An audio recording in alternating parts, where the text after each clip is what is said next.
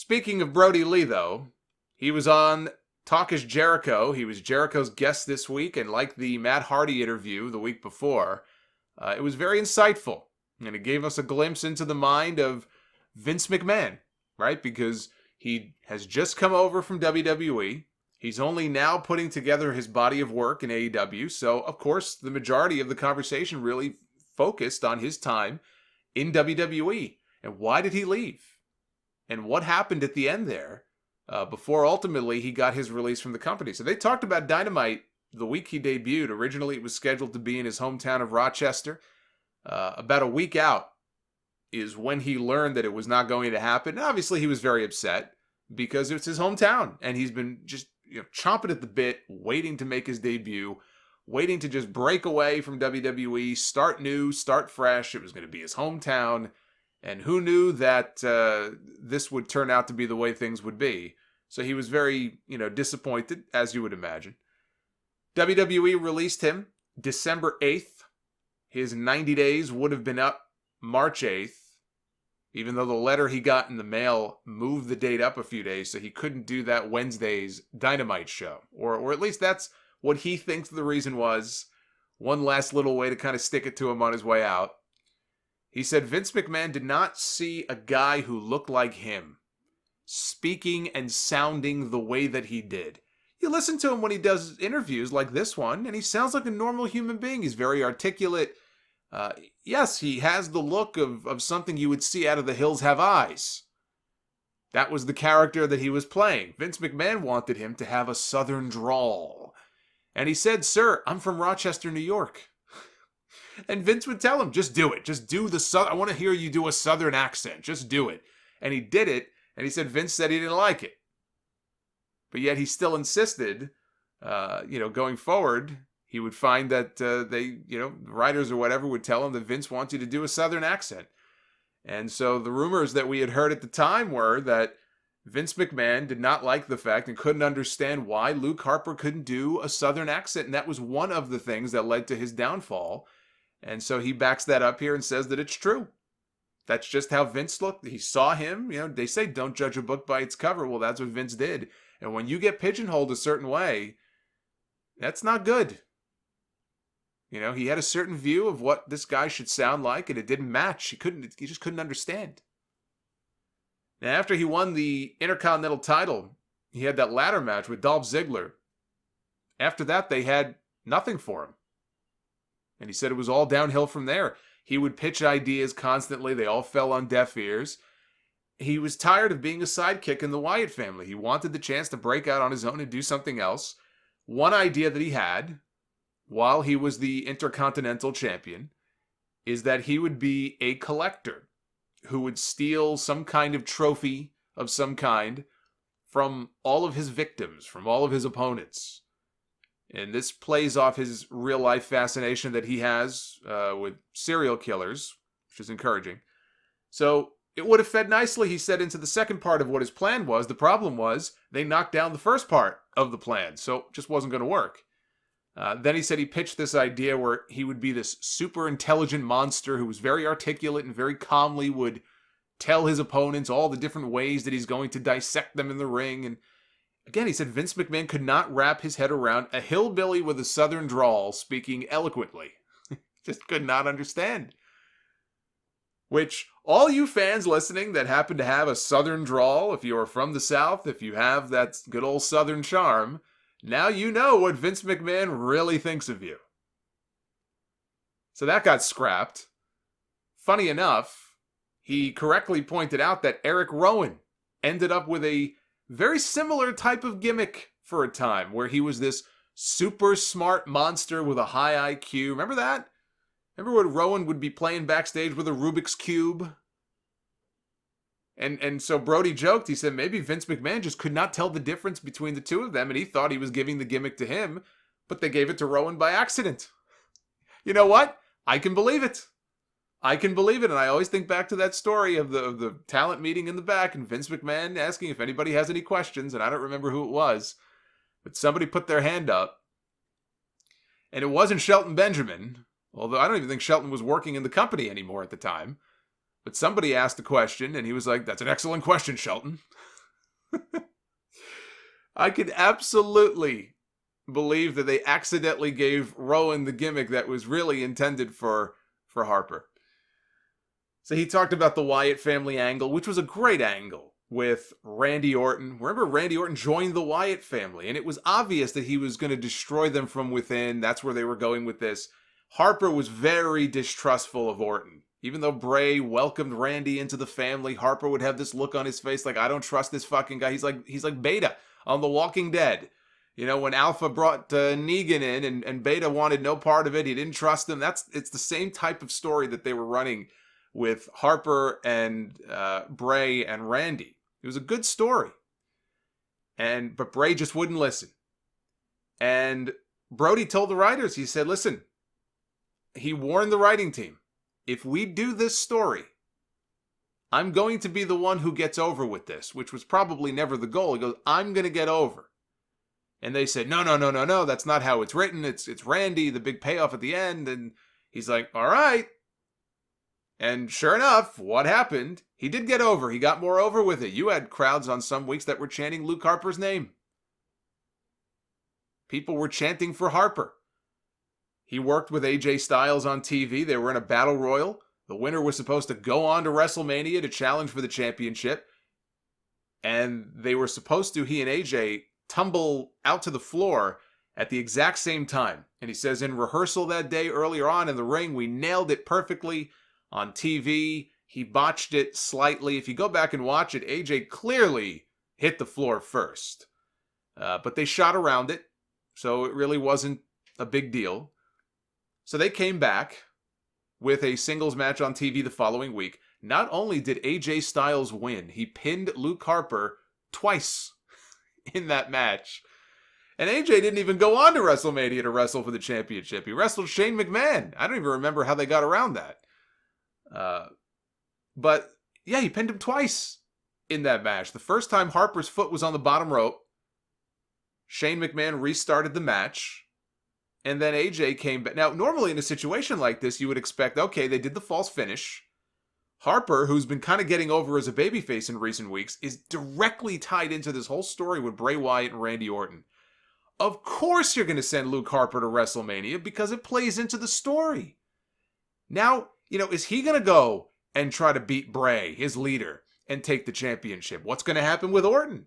Is there going to be the big reveal where Orton really was, trying to destroy them from within, or maybe not? Like, there was a compelling reason to do a triple threat match with those three guys. So if you were watching that match on TV and you see AJ pin him, but he got the foot on the ropes and Shane restarts the match. Shane, I believe, was feuding with AJ at the time. AJ was a heel. Anybody watching that would have figured Luke Harper is winning this match. There's no doubt about it. And that sends AJ off to go feud with Shane and have a match at WrestleMania, which they did. But instead, they had AJ pin this fucking guy twice in the same match. It makes even less sense to me looking back at it all these years later. And it's a shame because that should have been a triple threat. Instead, we got one-on-one Bray and Orton in one of the worst dog shit championship matches that we have ever seen at WrestleMania. But it was never a story that was intended to get Luke Harper over. Only Luke Harper could see that this was going to get him over. The writers, though, they couldn't see it. No, you're wrong. Okay. Said he had many conversations with Vince McMahon. Vince would just tell him that we just don't have anything for you, which is the worst thing you could tell a wrestler, right? A creative doesn't have anything for you. Sorry, pal. So he got that excuse a whole bunch of times. When they reunited Harper and Rowan, they put them together as the Bludgeon Brothers. They were literally shown a picture of Demolition and told, this is what Vince wants you to look like.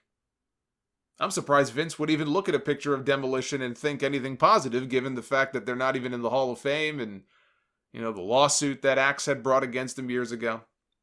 But apparently Vince McMahon said this is what he wants the Bludgeon Brothers to be. He wanted them to look just like Demolition. I guess new Demolition, like new Coke, right? New rockers, new foundation. New Demolition, booking disasters. There's a theme song in there somewhere.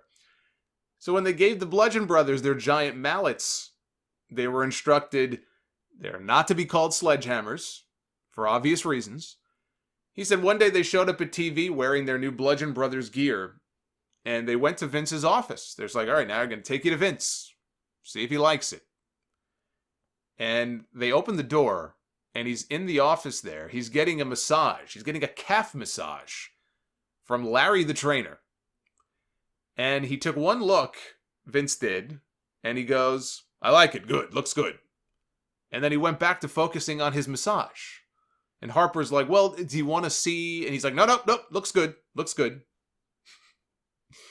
And Chris Jericho chimed in. He said, look, you've got to catch this guy at just the right time if you ever want him to really pay attention, especially if you're going to pitch him an idea.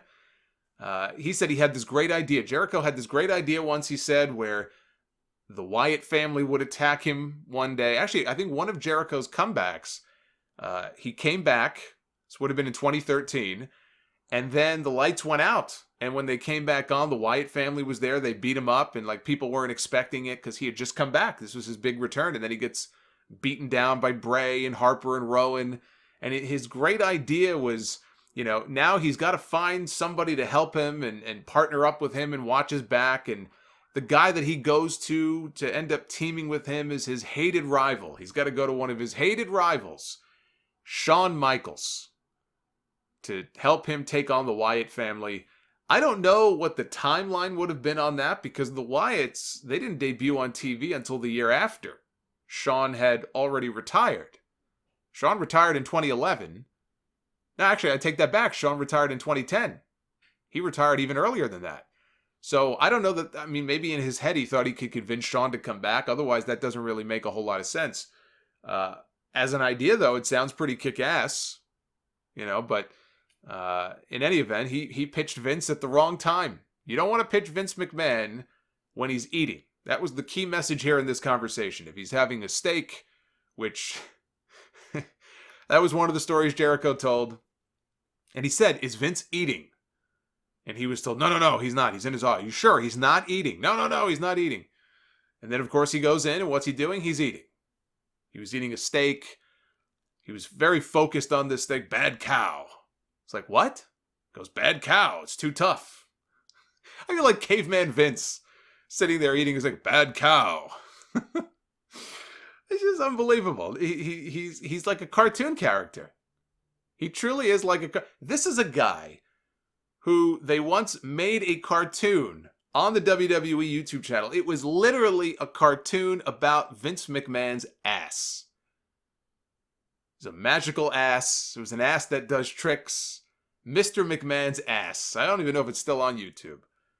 This guy is a cartoon character. So after WrestleMania last year, I believe, he was told that they had an idea for him.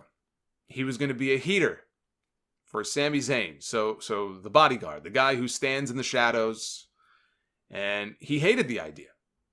He had played that part his entire career. He was done. He wanted to do his own thing, but he said, you know what? If this is what they have for me, I'll make it work. I'll make it work, and we'll go from there.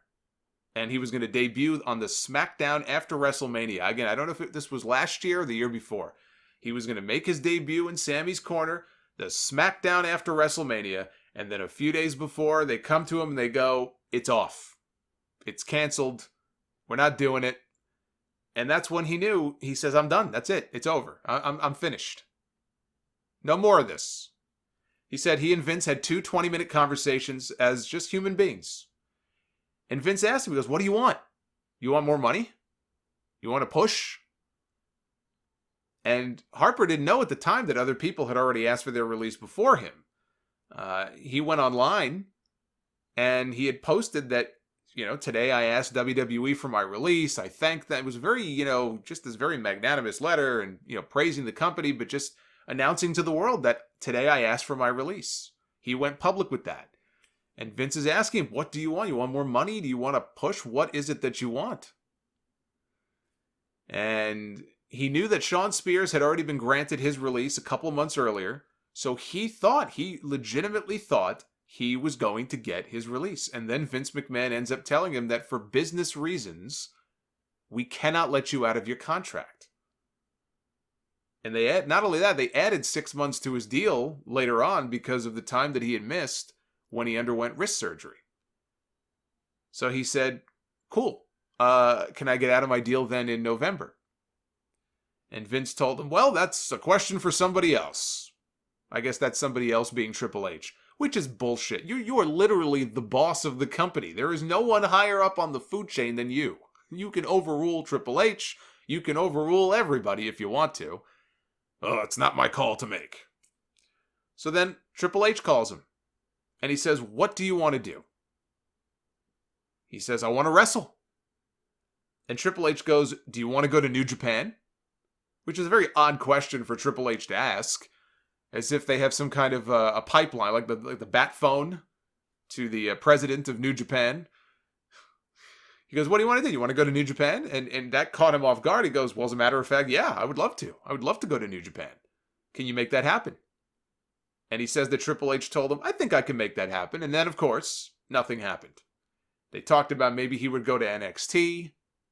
Certainly that would be something that Triple H would have control over. Nothing happened.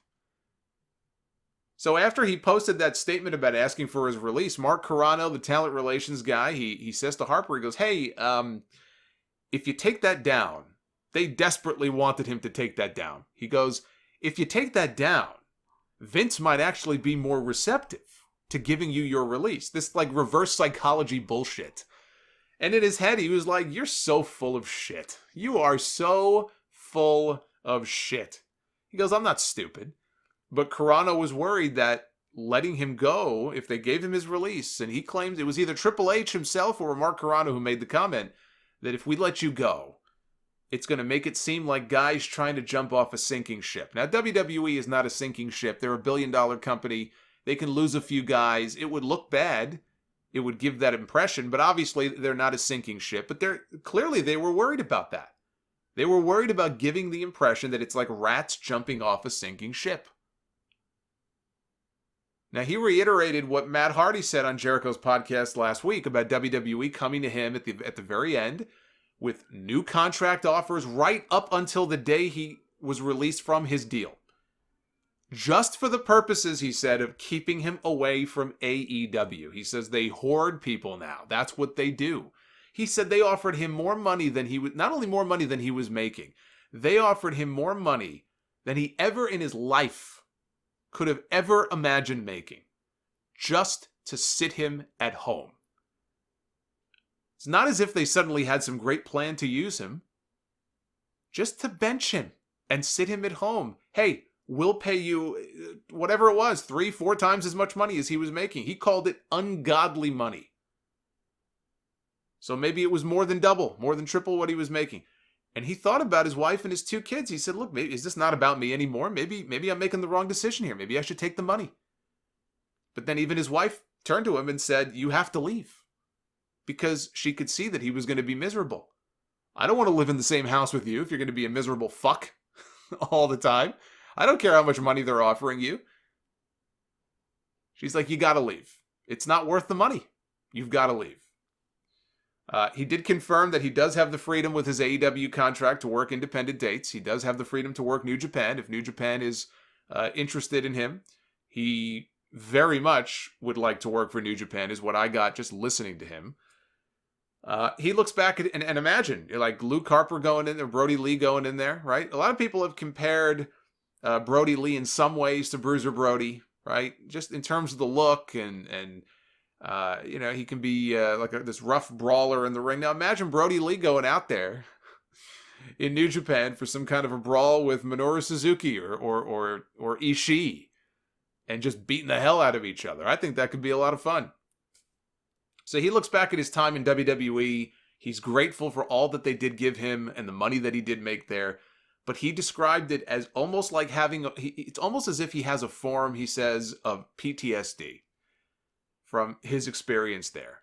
Just being beaten down so much, being given hope a whole bunch of times, only to have the rug yanked out from underneath you, being forced to sit at home, being miserable, just feeling trapped, like there's just no end in sight. Imagine, you think your contract is going to come to an end, you're out hurt, you have surgery, you come back, we're going to add 6 more months onto your contract for you to just sit in the back or sit at home and do nothing. For a guy who's not getting any younger, he's hovering around 40 years old. Maybe he is 40. He's around 40 years old. He's not a young guy. It's hard to believe some of these people you wouldn't think, like a Luke Harper, a Shayna Baszler, who's almost 40 years old. These are not young people. This is their time. It's now or never. That's probably what he was thinking. I want the chance to go out and wrestle and do my own thing and try to get over on my own. And how long am I supposed to wait? If I sit, I'm wasting these final, prime years of my career. And so you can understand that feeling of just being trapped and why they would be willing to forego some, as he said, ungodly money just to get the fuck out of there and go somewhere else and take his chance on the independents, go overseas and work in another country, or go to AEW, which now allows him to do both. Sounds like a pretty sweet deal to me. I don't know what he's making financially. I'm sure he's not, he's not struggling under whatever AEW is paying him. But imagine you get to go to AEW, probably make a good living, and you can still go out and work independent dates. You could still go to Japan if you want to. That sounds like a pretty sweet deal. And Jericho ended by asking him what his favorite match was from his Luke Harper run. And he picked the SmackDown after SummerSlam. It was no DQ against the New Day, him and Rowan. Against New Day, they dropped the SmackDown Tag Team titles. Rowan came into that match with a torn bicep. It was all taped up. If you go back and watch it, he injured it in the SummerSlam match they had with New Day. I think he tore it catching one of the New Day guys on a dive. And the company asked him, look, can you work the SmackDown tape? And we've got to have you guys drop the belts. And Rowan, he's the company guy. Sure, no problem. I'll do it. So he taped up the arm and he went in there and they ended up having a pretty great match. So that's his favorite. Just to add my 2 cents, the ladder match that he had with Dolph Ziggler, I think at TLC, 1 year for the Intercontinental title, I think often gets overlooked. That was a very physical match. That was very good. My all-time favorite match with Luke Harper involved is still the Wyatt family against The Shield at the Elimination Chamber in 2014. And they had 1 or 2 matches after that were also very good. But there was just the magic between those 2 teams when they first put them together, the build-up to that first match, the stare-downs, the face-to-face, the beginning of that match before they even touched. I don't even think they were in the ring together yet. And the crowd was already chanting, holy shit. And then the match itself, there was just a magic about it. It was great. It's still my favorite match involving Luke Harper or Eric Rowan or Bray Wyatt. Easily my favorite match with those guys.